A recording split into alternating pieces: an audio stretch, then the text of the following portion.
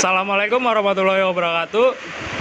Saya Seva Maulana Ardisya Putra dari kelas C Teknik Elektro 2020. Hari ini saya ingin mewawancarai salah satu narasumber dari kampus MI. Saya akan mewawancarai tentang aktualisasi penerapan nilai-nilai Pancasila pada kehidupan bermasyarakat. Langsung saja saya panggilkan narasumber kita hari ini. Ayo Mas, silakan Mas. Ya, jadi ini narasumber kita hari ini. Silakan perkenalan Mas. Ya, nama saya Kevin Malvino Arisandi, umur saya 18 tahun, saya berasal dari kampus MI. Jurusannya listrik. Langsung aja ya Mas ya. Gak apa-apa kan ini saya wawancara? Gak apa-apa mas, gak apa-apa, santai aja. Oke. Bagaimana menurut Anda tentang orang yang beragama tapi tidak menjalankan apa yang dianjurkan oleh agamanya? Kalau menurut saya pribadi sih, menurut saya itu nggak apa-apa ya. Gimana ya? Saya orangnya nggak suka menyuruh orang buat melakukan ibadah, karena kita sama-sama tahu bahwa kita semua udah dewasa dan harusnya kita semua sudah tahu apa yang dianjurkan oleh agama dan apa yang tidak dianjurkan. Jadi itu kembali lagi ke diri orang masing-masing. Sedangkan masih banyak orang emang yang kayak nggak mau menjalankan sholat. Misalkan dalam agama Islam dia tidak mau sholat, tidak mau puasa pada bulan Ramadan. Menurut saya sih itu menjadi tanggungan bagi orang itu sendiri sih. Soalnya untuk urusan dosa dan pahala itu pun juga bukan urusan kami gitu. Kami cuma bisa mengingatkan yang benernya seperti apa, tapi kita juga nggak bisa memaksa orang itu untuk melakukannya. Menurut saya sih seperti itu. Berarti lebih ke biasa aja ya, Iya. nggak terlalu peduli ya. Iya. Terus ada saran atau pesan nggak buat orang yang nggak menjalankan apa yang dianjurkan agamanya itu?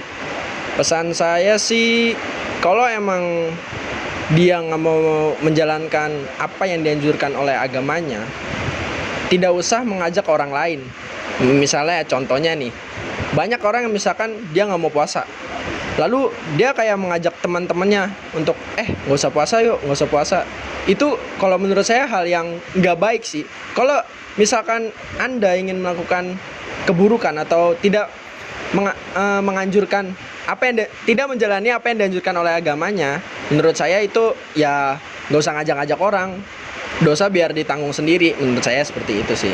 Jadi saran saya kalau ingin berbuat kayak seperti itu, tidak usah mengajak-ngajak orang lah. Menurut saya seperti itu. Lanjut ya Mas ya. Ya. Apakah menurut Anda anak-anak atau remaja sudah memiliki adab yang baik terhadap orang yang lebih tua saat ini? Untuk saat ini kebanyakan dulu waktu saya SMK itu kebanyakan sih enggak ya. Banyak anak-anak yang lebih muda itu tidak menghormati orang yang lebih tua.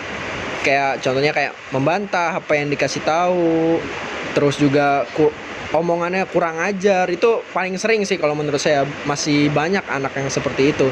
Karena menurut saya tuh Indonesia ini harus diajarkan kayak pendidikan tentang tata krama.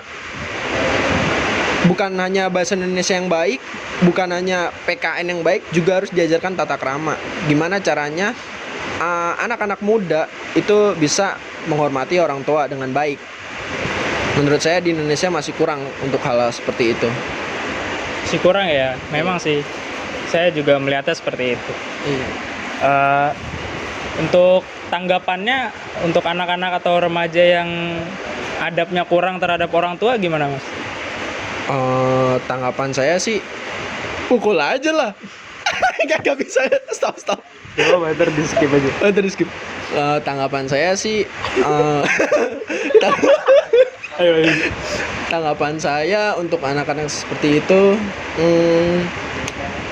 jangan di kerasin, jangan di main fisik, tapi lebih kayak mengasih arahan yang baik. Contohnya misalkan anak muda kayak, maaf nih ya saya berkata kasar, misalkan ngomong ke orang yang lebih tua kayak ngomong anjing kayak gitu. Itu banyak orang yang masih kayak langsung main tangan atau pukul lah atau nyubit lah atau apalah. Menurut saya itu malah membuat anak itu sendiri atau membuat orang muda itu sendiri jengkel sama orang yang lebih tua. Menurut saya harusnya dibilangin yang baik-baik kayak, kamu jangan ngomong seperti ini ke orang yang lebih tua karena itu perbuatan yang tidak baik atau tidak sopan. Menurut saya lebih seperti itu, kayak lebih mengedukasi, bukannya memberi kekerasan kepada anak muda itu. Lebih memberi edukasi aja sih.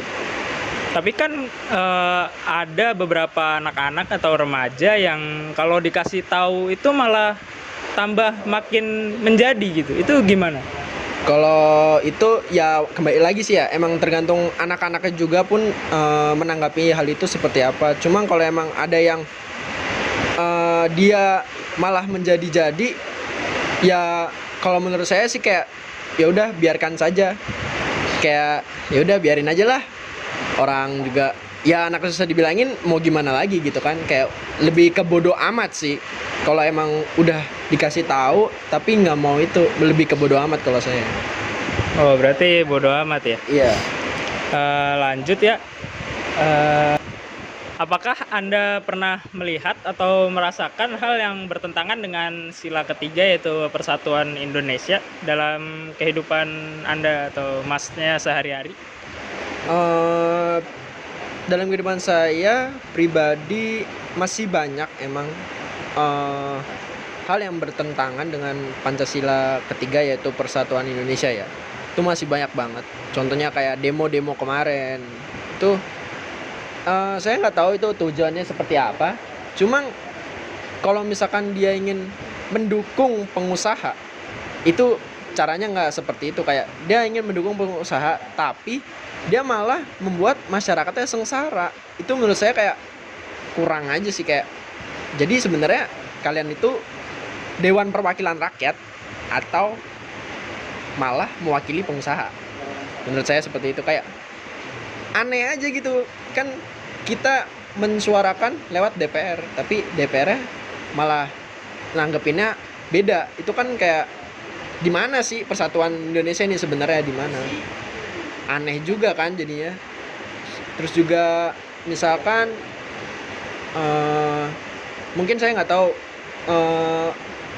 gimana benernya, kadang di bidang kayak sarana-sarana pembuatan SIM atau apa itu, SIM, KTP, paspor atau apa ya lain, menurut saya sih banyak hal yang menurut saya kayak dipersulit gitu waktu kita ingin berbuat. Banyak dari orang Indonesia kayak lebih memilih, kenapa orang Indonesia memilih pakai calo? Mungkin ya alasan pertama mungkin karena ya emang mungkin dari situnya, dari lembaga sendirinya itu menyusahkan atau meribetkan konsumen atau gimana, saya juga kurang tahu. Cuma ya alasan orang pakai calo menurut saya sih kayak seperti itu ya, lebih banyaknya seperti itu. Udah sih menurut saya untuk hal yang tentang sila ketiga di kehidupan sehari-hari saya ya cuma itu aja. Berarti masih banyak yang belum sesuai dengan Pancasila yang ketiga ya? Iya, masih banyak sekali kalau menurut saya. Lanjut, bagaimana cara Anda untuk menghargai teman atau orang yang berbeda keyakinan dengan Anda biasanya? Coba tolong diceritakan. Jadi saya punya teman, dia cewek dan itu berbeda keyakinan dengan saya. Dia beragama Kristen. Lalu kadang kita di hari Minggu itu suka main bareng gitulah istilahnya, kayak main jalan-jalan kemana, misalkan ke Bogor, ke Bandung atau kemana. Kita sering main bareng. Nah kadang, kalau nggak kadang sih, selalu kalau misalkan di hari Minggu dia ada ibadah, saya selalu menunggu dia. Jadi saya tidak memaksakan kayak udahlah lu nggak usah ibadah.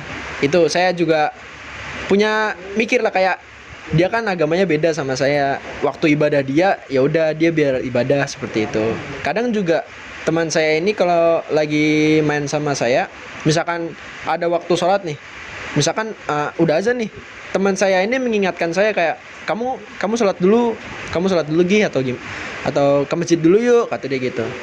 Malah saya jadi kayak, wah ini berarti sama-sama toleransinya tinggi kan ya. Dia mau menunggu saya waktu sholat, dia mau menunggu. Lalu setelah saya selesai sholat, saya akhirnya jalan lagi berdua. Seperti itu sih. Lebih kayak ke toleransi pada ibadah sih ya. Pada ibadah kita sama-sama mau menunggu dan tidak memaksakan sih ya. Ya, seperti itu aja sih. Tapi kalau menurut Anda nih, tanggapan Anda nih ya untuk orang yang apa ya? Kan ada tuh orang yang kayak apa ya, dibilang bukan anti ya, tapi kayak memandang beda banget gitulah untuk agama yang beda atau keyakinan yang berbeda dari dirinya sendiri, dan jatuhnya kayak rasis gitulah. Itu gimana tanggapan Anda? Kalau tanggapan saya sih, orang yang seperti itu menurut saya orang yang salah ya. Masalahnya kita ini di agama masing-masing, saya yakin mau di agama Buddha, Hindu, Islam, Kristen, Katolik, Konghucu, semua agama itu pasti mengajarkan namanya perdamaian, kedamaian ya. Kenapa orang itu bisa membeda-bedakan? Itu saya juga nggak tahu pemikiran orang itu seperti gimana. Di menurut saya yang di masalahnya itu ada di orang itu. Karena saya tahu kalau setiap agama nggak mungkin dong agama mengajarkan permusuhan. Misalkan agama Kristen ntar nyuruh umatnya kayak udah lu musuhin Islam aja, ya kan nggak mungkin juga kan ya. Pasti setiap agama pun itu mengajarkan damai gitu. Menurut saya orang yang seperti itu harus dikasih edukasi lagi lebih lanjut, dikasih pembelajaran lagi tentang agama, supaya dia juga tahu mana yang harusnya dia lakukan, mana yang nggak harus dilakukan, mana yang benar, mana yang salah. Menurut saya sih seperti itu. Lebih dikasih edukasi lagi dia aja sih. Udah, makasih buat waktunya ya Mas ya. Iya. Jadi udah selesai ininya. Terima kasih. Assalamualaikum warahmatullahi wabarakatuh. Waalaikumsalam.